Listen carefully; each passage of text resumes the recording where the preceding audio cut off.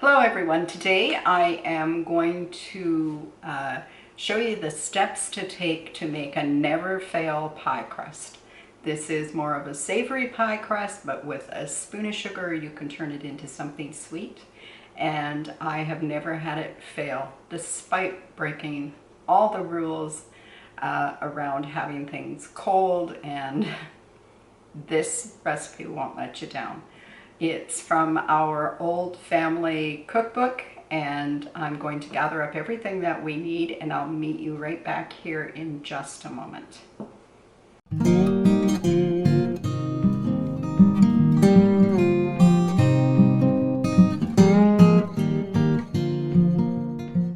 I wanted to share this recipe with you because as we are now in the midst of the Christmas season and everybody's baking up a storm, the last thing that we all have is a bunch of time that we could waste. And this recipe is really old-fashioned, and it's really quick, and it can be treated quite poorly and still yield great results. So this is a lard recipe, and this recipe came from my grandmother Ellen, and her family came from a place in Pennsylvania called Imlertown,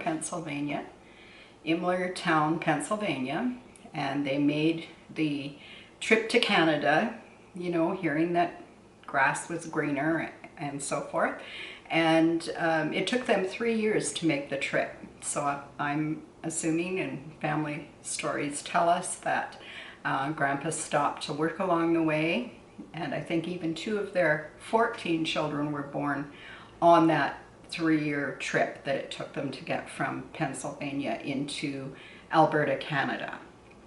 My grandmother Jenny was born in Okotoks, Alberta, and only moved over to marry my grandfather in British Columbia, which is where a lot of the family is still resides today.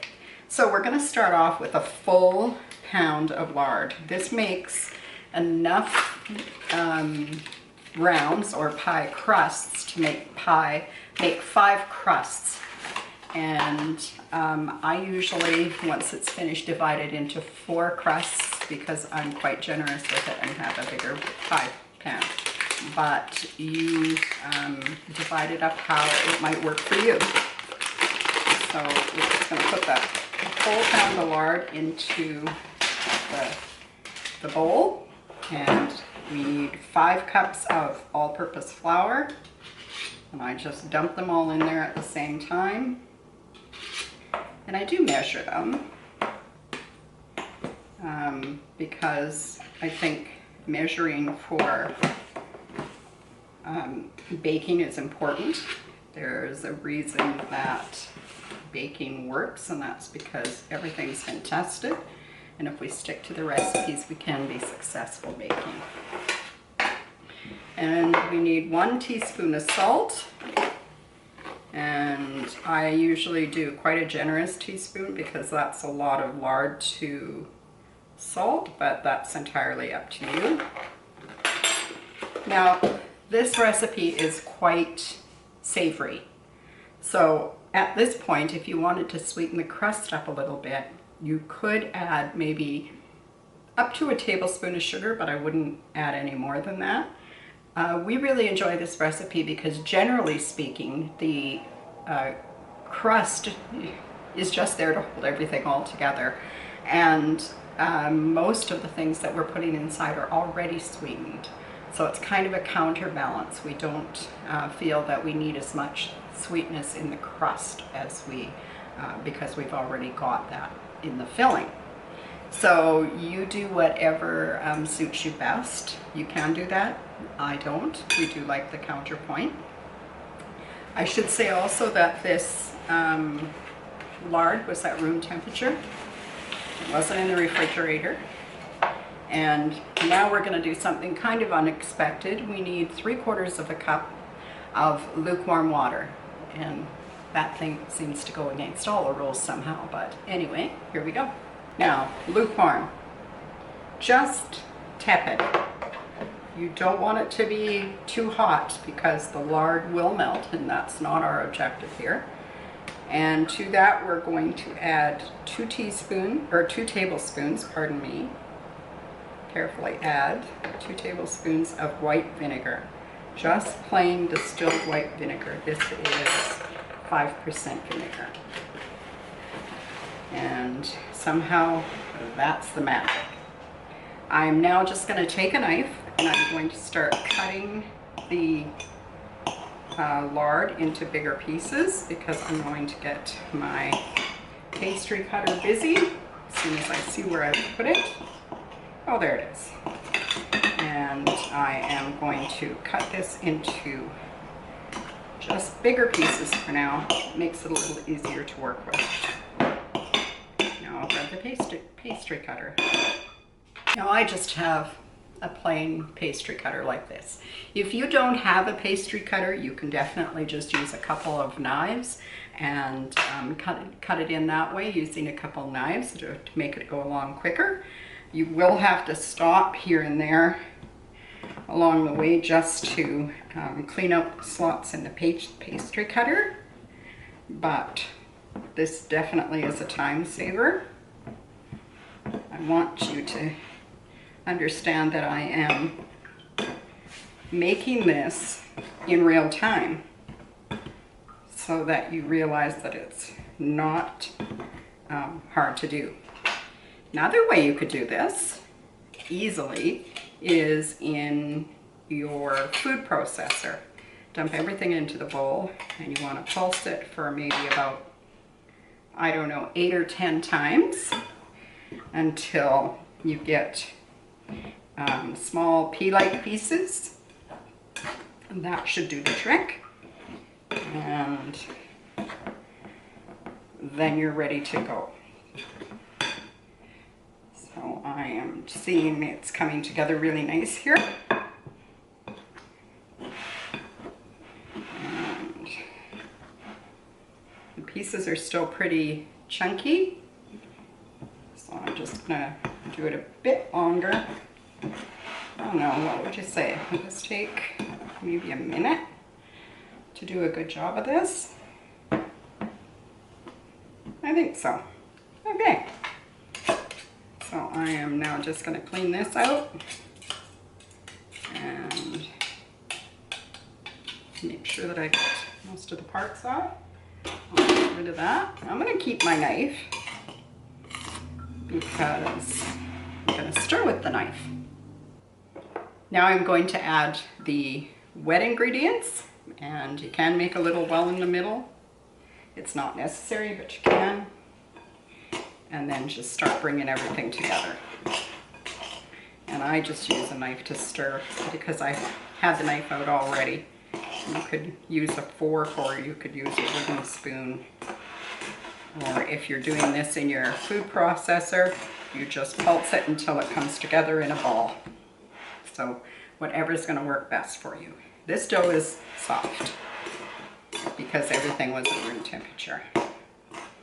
Now, I can feel that everything in here is getting touched by moisture, that it's getting softer. And you can probably see it's getting pretty raggy. This is where we're going to switch over to our hands. These good old-fashioned tools. And my counter is a bit high for me. You can probably see me struggling a little bit with it. This dough doesn't seem to matter how much you mix it. As I said, it's pretty much fail-proof as far as I've ever experienced anyway. I am just going to add a little bit of flour just to my working surface, and I'm going to take this ball out. I want to bring it together a little better than this. I've got a few dry pieces in the bottom that I'm not going to try and incorporate because it feels like this is good where it's at. So I'm just going to stir. I'm just going to mix this up a little bit and knead it a few times. Again, that's probably against the rules. And then see it's a little sticky. Just gonna do that. Gonna bring it all together. I'm gonna cut this in quarters with my trusty knife.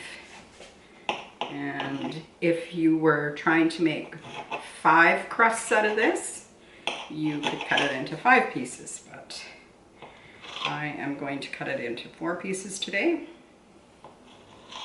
This dough will last really well in the fridge up to a week. And if it looks like you're not going to be able to use it within the week, then definitely put it into the freezer. It freezes really well, and I have used it up to 6 months from the freezer with really great results. Now 2 of these I'm going to pat out to nice rounds already, and I'm just putting these in a baggie, a plastic bag, and we are going to put them into the refrigerator for at least 20 minutes before we move on. You can leave them as long as you like, but as this is a soft dough, it does need a bit of refrigerator time. So do that, and I will finish off here, and I'll come back when we're ready to make a pie. I was just going to do a pie crust recipe, but then I realized that you wouldn't be able to see what the crust looked like at the end if I didn't make a pie. And of course my husband, he was all for that. So today I am going to use this crust to make an apple cranberry pie, which would be really good over the holidays as well. I'll see you in a few minutes. Well, I'm just down to about the last 5 minutes of having the pie crust rest in the refrigerator. So I thought I would get busy on the filling for this. I have peeled and cored 4 medium-sized apples, and I'm just going to cut each quarter into 4 pieces and put them into the bowl. I'm going to mix everything together in the bowl. On my grandmother's farm here near Golden, we had all different kinds of apples.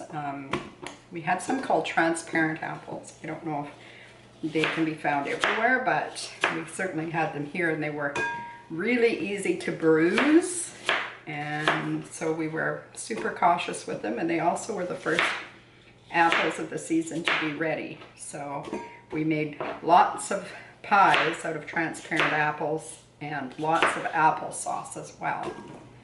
So apples were really the first of the fall fruits to come in for us. And I think everybody in the family, as a result, loves a good apple pie. So into the bowl I have, and we need 1.5 cups of cranberries. Now these cranberries are frozen, but you can use fresh if you have them. Of course, that would be awesome too. And I'm going to just use about 1.5 cups of cranberries. And I buy cranberries when after the Canadian Thanksgiving and cranberries go on sale, I buy up a bunch because I can cranberries so that we have our own cranberry sauce. And also I like to use them in different ways like this. So to this mixture now, we've got a few things to add. We're going to add 3/4 cup of sugar. Now you can use less sugar if you like.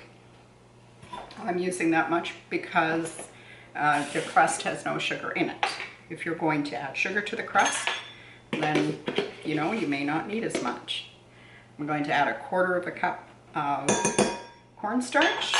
That'll help to thicken up the juices inside a bit. I'm going to add 1.5 teaspoons of cinnamon. And I'm going to have to get a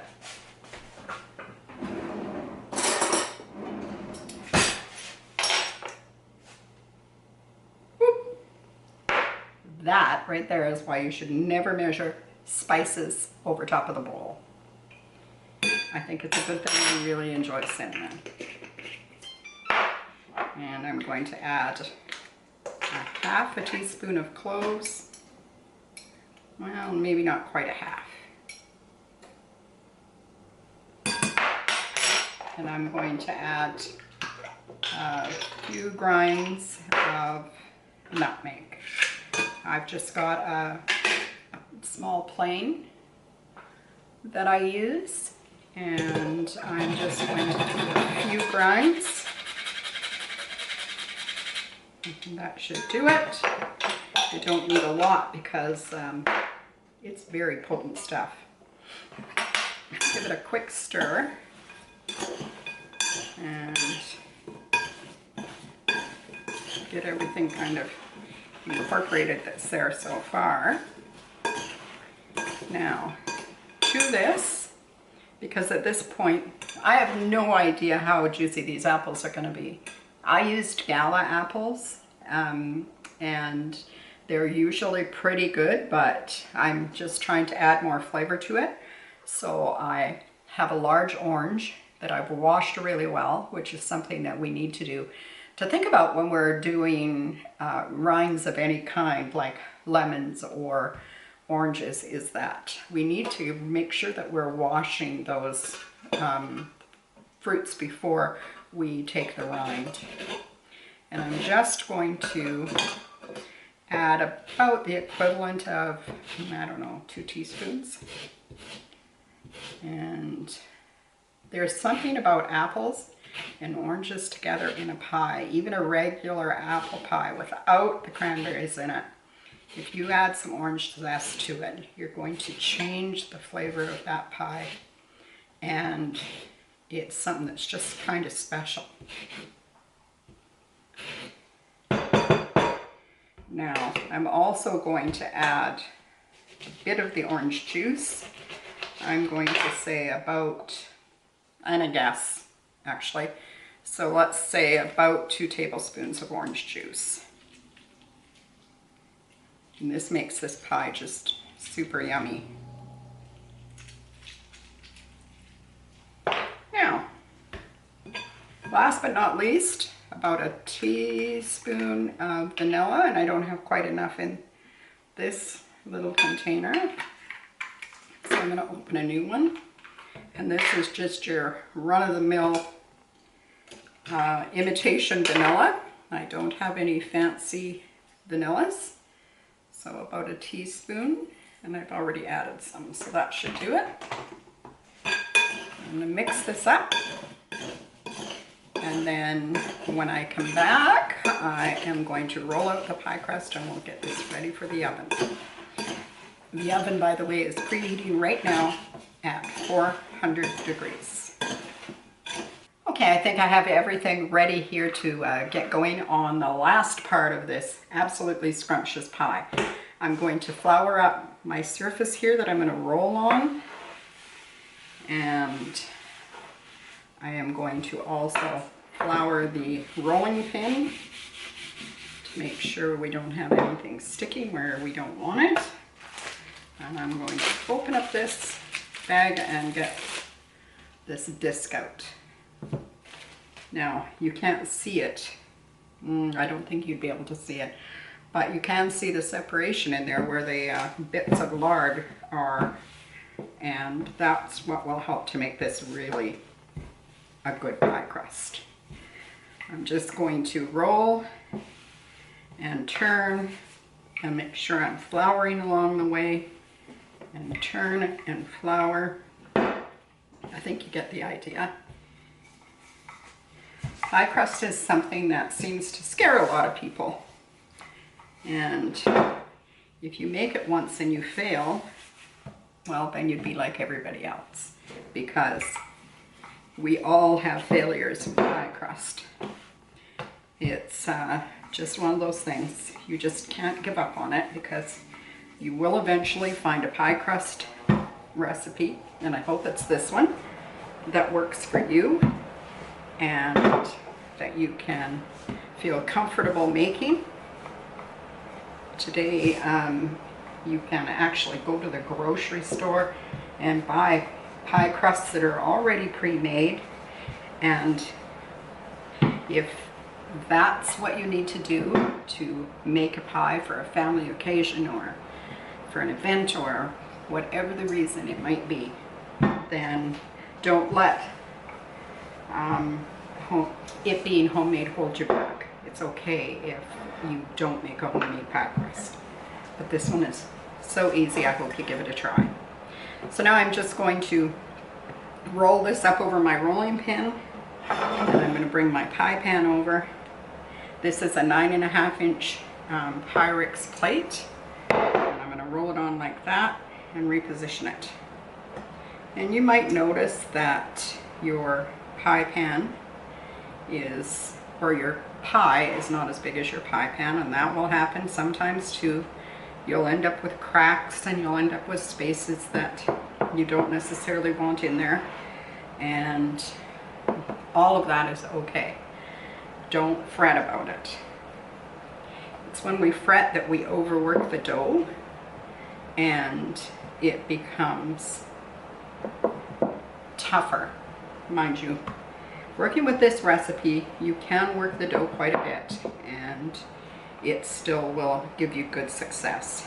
Okay, I'm pretty happy with it. I've pressed it all the way into the edges, all the way around.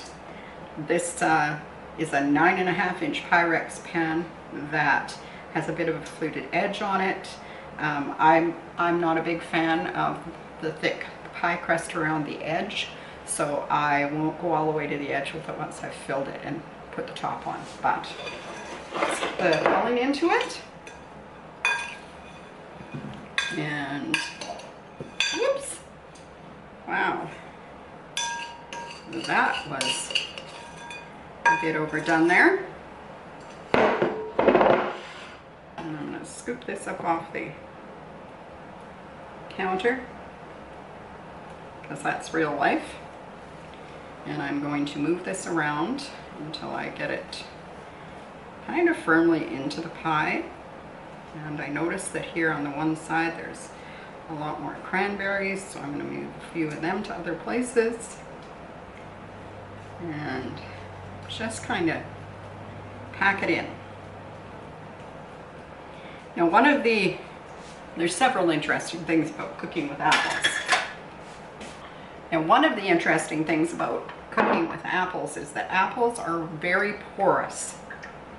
So they, as everything does when it gets hot, apples will puff up when you're cooking with them. So it's just what everything does. There's so much air inside an apple and the air needs to escape. So some people will pre-cook their apple pie filling so that they don't have that rise and fall. There's two reasons that you'll have a gap between your top crust and your filling, and one of them is that you don't have enough slits cut to let the steam escape, because the pie crust will start to bake while the apples are still trying to come up to temperature. So by the time they have come up to temperature and start to shrink again, the top pie crust, if you haven't cut slits in it, has already baked and you get a dome. So make sure that you are cutting good slits in your pie crusts so that you don't have that happen, and you will have success. So I've got the other the board ready here, or I've got the counter ready for the top crust, and it's the same application. I'm going to roll it out and get it ready for the top. Now, these have firmed up really good, and I'm very happy with them. Just take your time with this process. You get a lot less splits and holes in your pie crust if you take your time rolling them out. And make sure you keep moving them and making sure that everything is floured because once it gets stuck to the board, you know that you're going to get a big rip.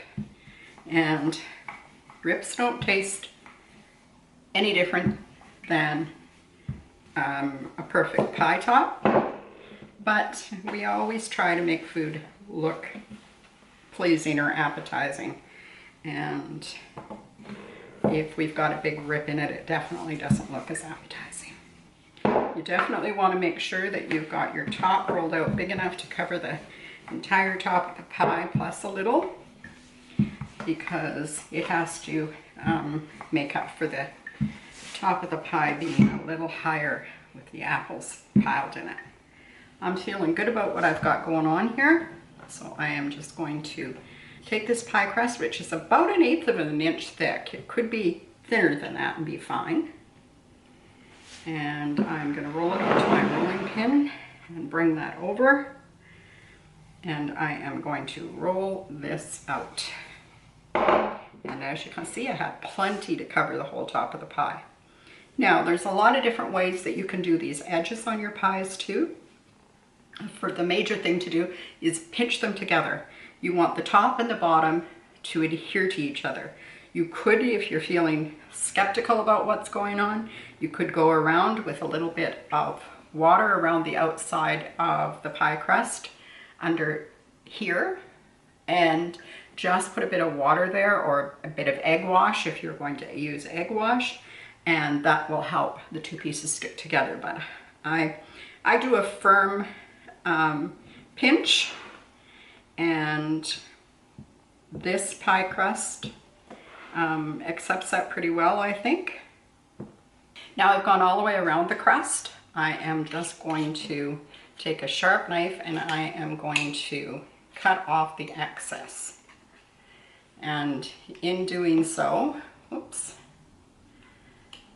I will take away some of that fluted edge, because as I said earlier, I'm not keen on a really thick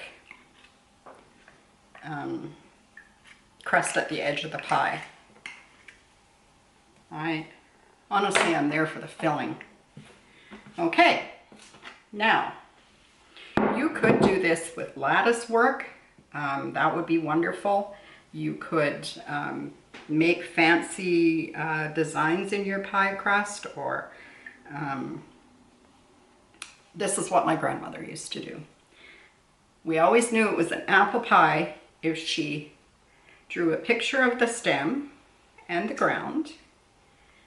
So this is the trunk of the tree, and then she would go along and put leaves on the tree, like so. And in doing so, she cut air vents. Now, you can make your tree as big or as small as you want, and I'm even going to add a couple of pieces of wheat. And there you go. I hope you can see that. It just allows the pie, the apples, to have a place to steam. And don't be afraid to make those holes a little bigger.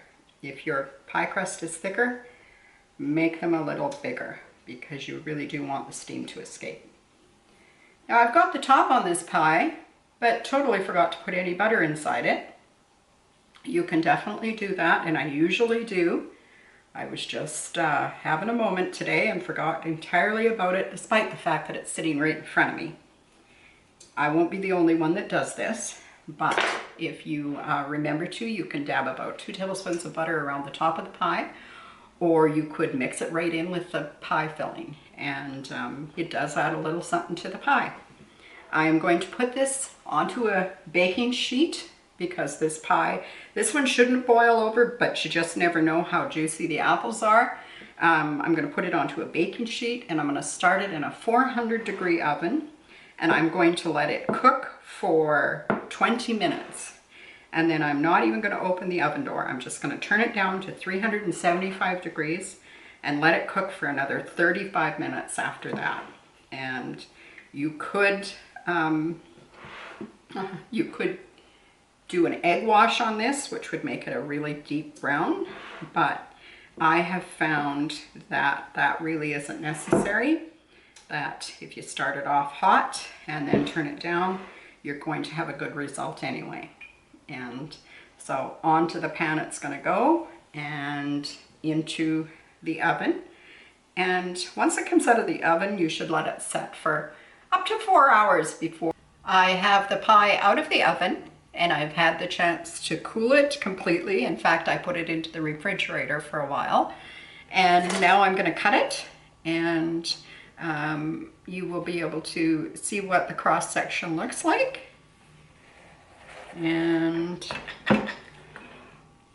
this is the result of the crust. You can see that it's quite flaky and crummy. And this is definitely a big pie. Better make sure I've got it loosened completely here before I try to take it out. And whoop! There we go. So that's a pretty good looking pie, and it smells so good.